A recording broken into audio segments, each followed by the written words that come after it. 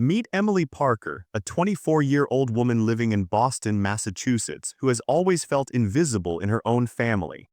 At a grand family dinner inside her aunt's elegantly decorated home, laughter fills the room as her siblings and cousins share stories of their successes. But when Emily timidly tries to join the conversation, her mother cuts her off with a casual remark. "Why don't you just sit in the corner, Emily? Let the others talk." The room erupts in chuckles, not cruel but dismissive, like she doesn't matter. Emily forces a smile, but her eyes drop to her plate. That tiny spark of humiliation burns inside her chest. She looks around, golden chandeliers, polished silverware, her family basking in their own glory. For years, she has been underestimated, treated as the quiet background character in her own story. Yet tonight, something shifts. As she sits silently, her gaze sharpens. Behind those lowered eyes lies a quiet determination, the birth of a plan that will change everything. The audience feels her pain but also senses her strength. This is not just a girl pushed into the shadows, this is the beginning of someone ready to rewrite her destiny. That same evening, the atmosphere inside the Parker household thickens with unspoken tension. Emily sits quietly at the dinner table, carefully pouring herself a glass of water. But her older brother, Daniel Parker, seizes the moment to make her the punchline once again. "Careful, Emily," he sneers loudly. "Don't spill it like you ruined Mom's tablecloth last Christmas." His words slice through the room. A few cousins laugh awkwardly, while her mother, Margaret Parker, remains silent, her expression cold, almost approving of the ridicule. Emily lowers her gaze, her cheeks burning. But she notices her younger sibling, Sophie Parker, glance at her with sympathy, a fleeting look that silently says, "I see you. I know it's unfair." Later, as she walks alone through the streets of Boston, the city seems alive with joy. Families stroll together, parents laughing with children, couples sharing ice cream. Yet Emily feels like a shadow passing through a world she's never been allowed to claim. Every overheard conversation feels like a dagger, neighbors labeling her as too quiet, relatives questioning why she doesn't have a real career path yet. Each careless word builds a weight pressing down on her chest. By the time she returns to her small bedroom, her frustration is boiling. She sits on her bed, the dim glow of a lamp casting shadows on the walls. The silence is deafening. Her mind replays the moments of the evening, the mocking laughter, her mother's indifference, Daniel's arrogance. Flashbacks blur together, birthdays where her achievements were ignored, holidays where she was the errand runner while others basked in praise. For years she endured quietly, but tonight something changes. Emily realizes that if she wants respect, she can't beg for it, she must claim it, but recklessly lashing out would only confirm their low expectations. No, this would require patience, strategy, precision. She pulls out her worn notebook and flips to a blank page. Her pen hovers, then begins to move slowly, steadily. Words fill the paper, the moments she'll never forget, the insults that cut the deepest, the injustices that still sting. Each entry feels less like pain and more like fuel. As the night deepens, Emily closes the notebook and exhales. The foundation has been laid. What began as humiliation is crystallizing into resolve. The Parker family doesn't know it yet, but Emily is done being invisible. After the suffocating dinner, Emily retreats to her small apartment in Cambridge, just across the Charles River from Boston. The moment she closes the door behind her, she exhales, pressing her back against the wooden frame. This place, though tiny, feels like her only sanctuary. She picks up her phone and dials her best friend, Rachel Carter, someone who has stood by her since high school. Within minutes, Rachel is there, sitting cross-legged on Emily's worn-out couch, sipping coffee from mismatched mugs. "Don't you dare do something reckless," Rachel warns, her tone sharp yet caring. "If you want to beat Daniel and prove yourself, you have to be smarter than them. No anger, no outbursts. Strategy, Emily, that's your weapon." As Emily nods, her eyes steady, "Then let's make a plans." The next afternoon, they meet again in a quiet cafe tucked inside a narrow Boston street. The smell of roasted beans fills the air as they lean over notebooks. Rachel sketches diagrams while Emily writes lists. Together, they outline each step. quietly exposing Daniel's arrogance through conversations with neighbors. Highlighting Emily's own hard work, her recent freelance design projects, and her growing online portfolio. Preparing herself for the inevitable confrontation with her family. Their whispers blend with the soft hum of the cafe. "You can't just react," Rachel says firmly. "You have to control the narrative, make them see who you are without ever begging for their approval." Emily scribbles in her personal journal that night, filling page after page.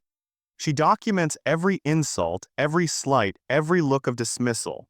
But instead of letting those memories drown her, she turns them into chess pieces, strategic moves in a game she refuses to lose. As the week unfolds, her determination becomes palpable. Emily is no longer just the quiet girl sitting in the corner. She's sharpening her mind, aligning her resources, and building a strategy that even her arrogant brother will never see coming. The audience begins to root for her, not because she's seeking revenge out of cruelty, but because her intelligence and resilience shine through. This isn't a reckless rebellion. This is a carefully crafted transformation. After the suffocating dinner, Emily retreats to her small apartment in Cambridge, just across the Charles River from Boston. The moment she closes the door behind her, she exhales, pressing her back against the wooden frame. This place, though tiny, feels like her only sanctuary. She picks up her phone and dials her best friend, Rachel Carter, someone who has stood by her since high school. Within minutes, Rachel is there, sitting cross-legged on Emily's worn-out couch, sipping coffee from mismatched mugs. "Don't you dare do something reckless," Rachel warns, her tone sharp yet caring. "If you want to beat Daniel and prove yourself, you have to be smarter than them. No anger, no outbursts. Strategy, Emily, that's your weapon." As Emily nods, her eyes steady, "Then let's make a plans." The next afternoon, they meet again in a quiet cafe tucked inside a narrow Boston street. The smell of roasted beans fills the air as they lean over notebooks. Rachel sketches diagrams while Emily writes lists. Together, they outline each step. Quietly exposing Daniel's arrogance through conversations with neighbors. Highlighting Emily's own hard work, her recent freelance design projects, and her growing online portfolio. Preparing herself for the inevitable confrontation with her family. Their whispers blend with the soft hum of the cafe. "You can't just react," Rachel says firmly. "You have to control the narrative, make them see who you are without ever begging for their approval." Emily scribbles in her personal journal that night, filling page after page. She documents every insult, every slight, every look of dismissal. But instead of letting those memories drown her, she turns them into chess pieces, strategic moves in a game she refuses to lose. As the week unfolds, her determination becomes palpable. Emily is no longer just the quiet girl sitting in the corner. She's sharpening her mind, aligning her resources, and building a strategy that even her arrogant brother will never see coming. The audience begins to root for her, not because she's seeking revenge out of cruelty, but because her intelligence and resilience shine through. This isn't a reckless rebellion. This is a carefully crafted transformation. Emily's first move is subtle, almost invisible at first glance, but sharp enough to cut through Daniel's carefully crafted image. She starts by quietly engaging with the very community Daniel prides himself on impressing. One afternoon, walking through the streets of Boston, she stops to chat with Mrs. Henderson, the elderly neighbor who often gossips at her garden gate. "You know," Emily says gently, "Daniel's story about closing that big real estate deal didn't sound right. He told me it fell apart before it even started." Mrs. Henderson frowns. "Strange, he told my husband he bought the entire block. Which one is it?" Emily only shrugs, smiling politely. "Maybe I misunderstood," but the seed of doubt is planted. Over the next few days, Emily repeats this pattern: small conversations at the corner store, at church, at the park. Each time she casually mentions little contradictions in Daniel's tales. Soon, neighbors start whispering among themselves. Did he really land that job? I thought he was promoted, but someone said he was let go. Meanwhile, Emily leverages social media with finesse. She uploads snapshots of her design work, not boasting, just sharing. She posts late-night photos of her sketchbook, captions like building something real step by step. Her quiet authenticity stands in stark contrast to Daniel's loud exaggerations. Slowly, the community begins noticing her achievements while questioning his. At a weekend barbecue hosted by a family friend, Emily watches the ripple effect unfold. A cousin whispers, "Daniel, didn't you say you were managing a whole team? Why did your old boss mention you left months ago?" Daniel stumbles over his words, cheeks reddening. The laughter that once targeted Emily now turns into uneasy silence around him. Through it all, Emily stays calm, sipping her drink, offering no direct attack. Her silence becomes louder than his excuses. She doesn't gloat, doesn't provoke, she simply lets the truth unravel on its own. These small victories begin stacking up, each one strengthening her confidence. For the first time, she sees Daniel squirm, his arrogance cracking, and the audience feels it too. This is only the beginning. Emily's game has just started and the stakes are about to rise. Emily thought her plan was moving smoothly until an unexpected message appeared on her phone. It was from her father, the man who had walked out years ago when the family shattered. The text was simple: "Can we meet? I owe you an explanation." For hours, Emily stared at the screen, her heart torn between anger and longing. Finally, she agreed. They met the next evening in a small cafe tucked away in the quiet corners of Cambridge, Boston. Her father looked older, frailer, carrying years of regret on his shoulders. As soon as he saw her, his voice broke. "Emily, I know I failed you. I know I wasn't there when Daniel turned everyone against you. But I never stopped thinking about you." Emily clenched her coffee cup, her emotions warring inside.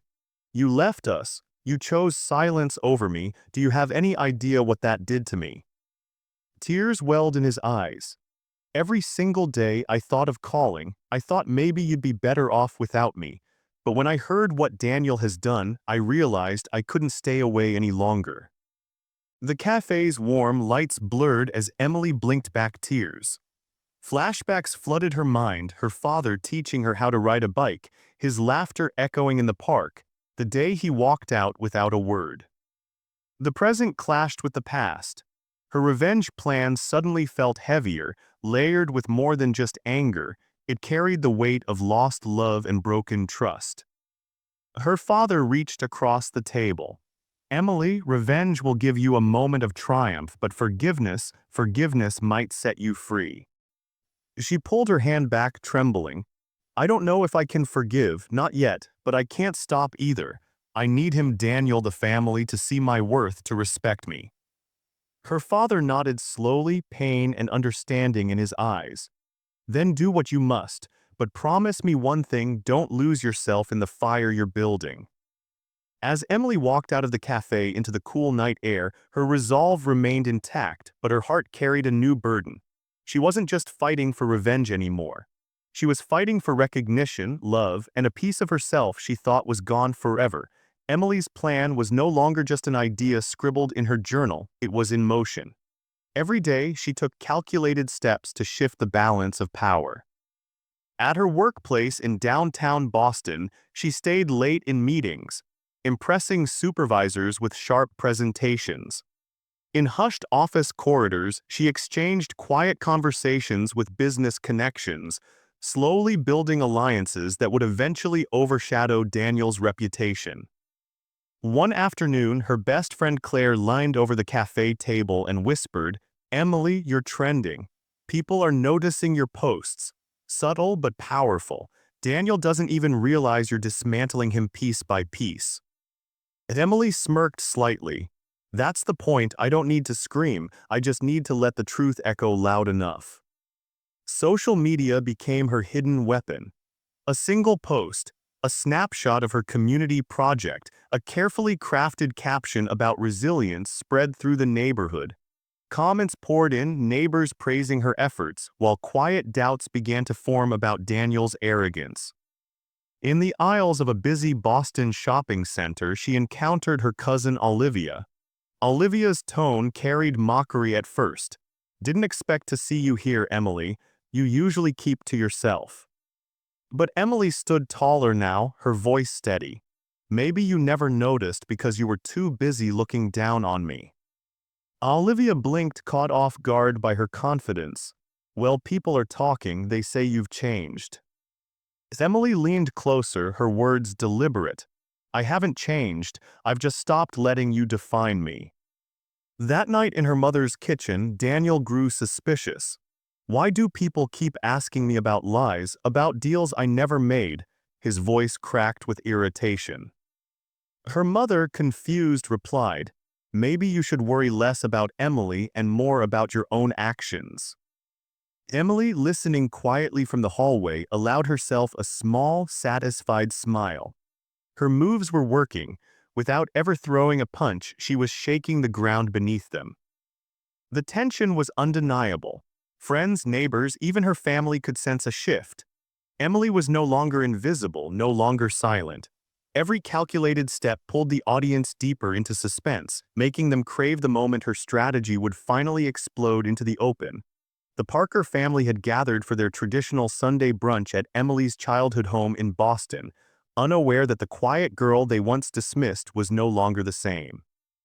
The table was bustling with cousins, aunts, uncles, and neighbors. Laughter and clinking cutlery filled the air, an ordinary morning hiding extraordinary tension. Emily stepped through the doorway, poised, confident, and serene. Daniel looked up mid-laugh, eyebrows knitting together in confusion. "Emily, why are you here?" She smiled faintly, placing her purse down. "I'm here to join the family," she said, voice calm but carrying an unmistakable authority. The room went quiet. Margaret Parker, her mother, glanced sharply at her son, sensing that something had shifted. Emily began not with accusations but with truth. "Daniel, I've listened to your stories for years. I've watched you exaggerate, belittle others, and think it would go unnoticed. But it has." Neighbors exchanged surprised glances.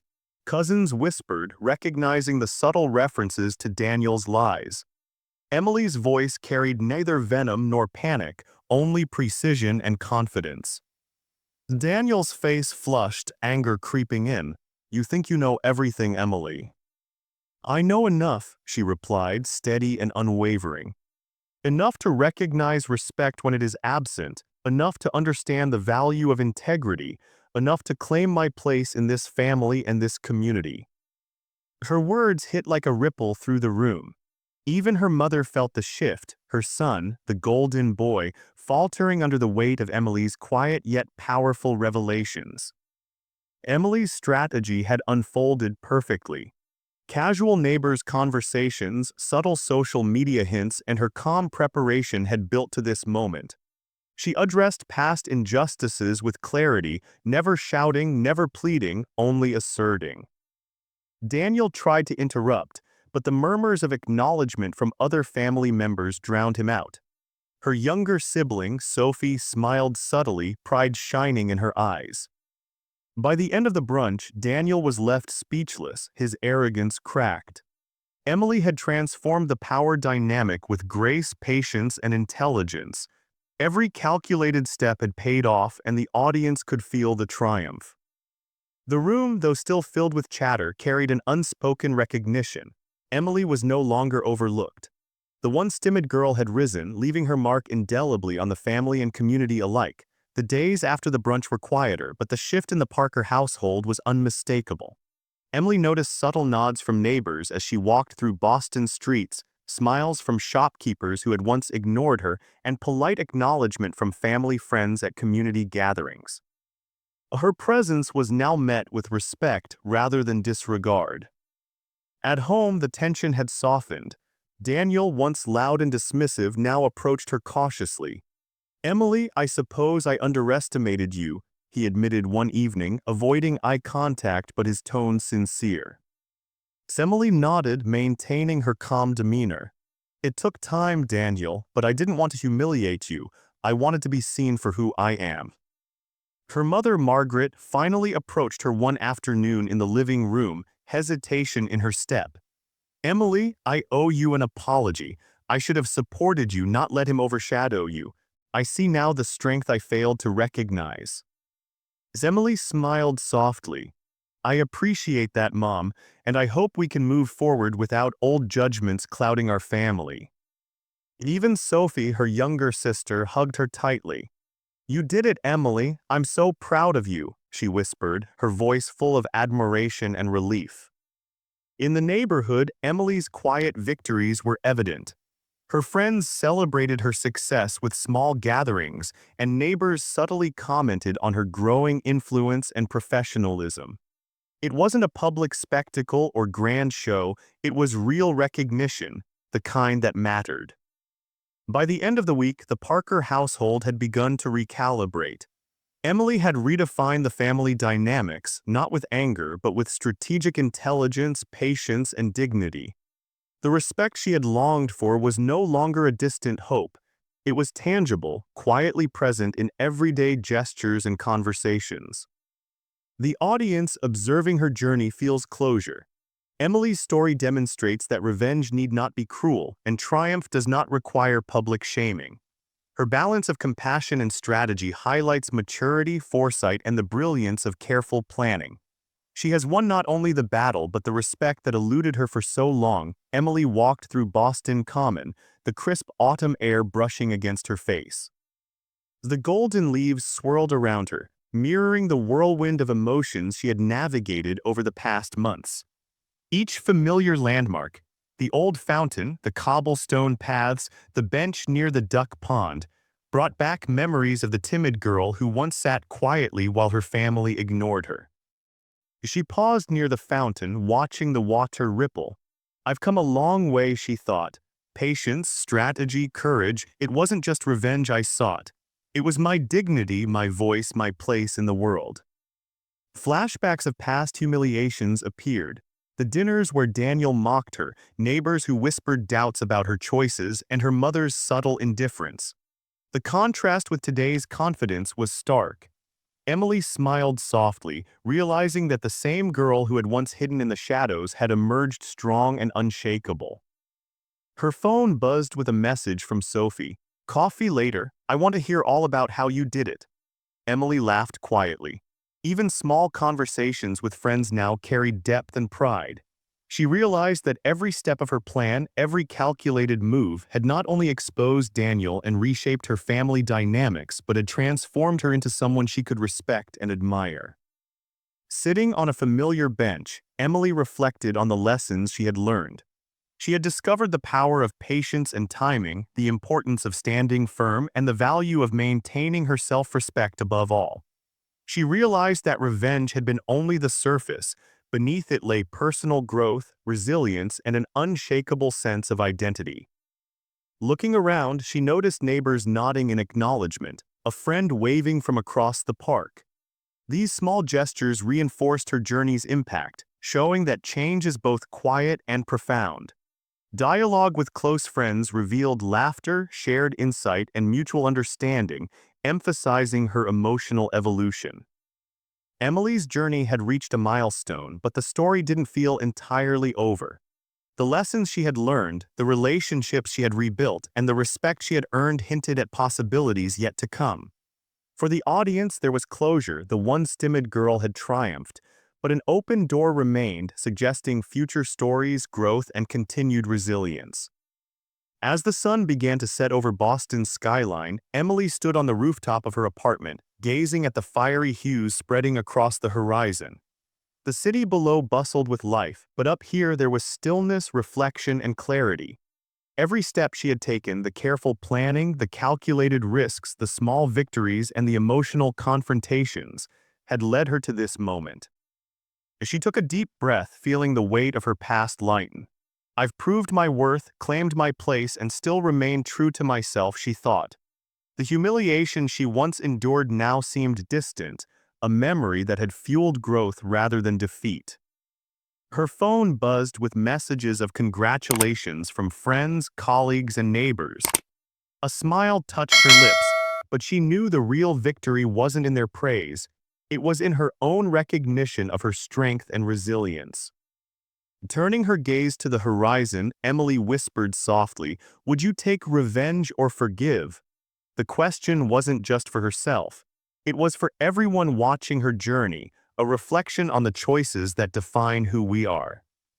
She began to walk down the rooftop stairs, each step confident, purposeful, and calm. The camera of her story, the narrative unfolding, lingered on her silhouette framed by the glowing sunset. The city lights flickered on, mirroring the sparks of empowerment she now carried within. This was more than a conclusion, it was an invitation. An invitation to the audience to reflect on their own lives, on the choices between vengeance and forgiveness, between anger and self-respect. Emily's journey had reached a satisfying resolution, but its lessons would resonate, encouraging viewers to share, comment, and engage in conversation. As she stepped into the evening streets of Boston, Emily's posture, smile, and calm demeanor sent a clear message. She had transformed not through cruelty, but through strategic intelligence, patience, and courage. The story closed, but its impact lingered, an emotional, thoughtful, and inspiring finale.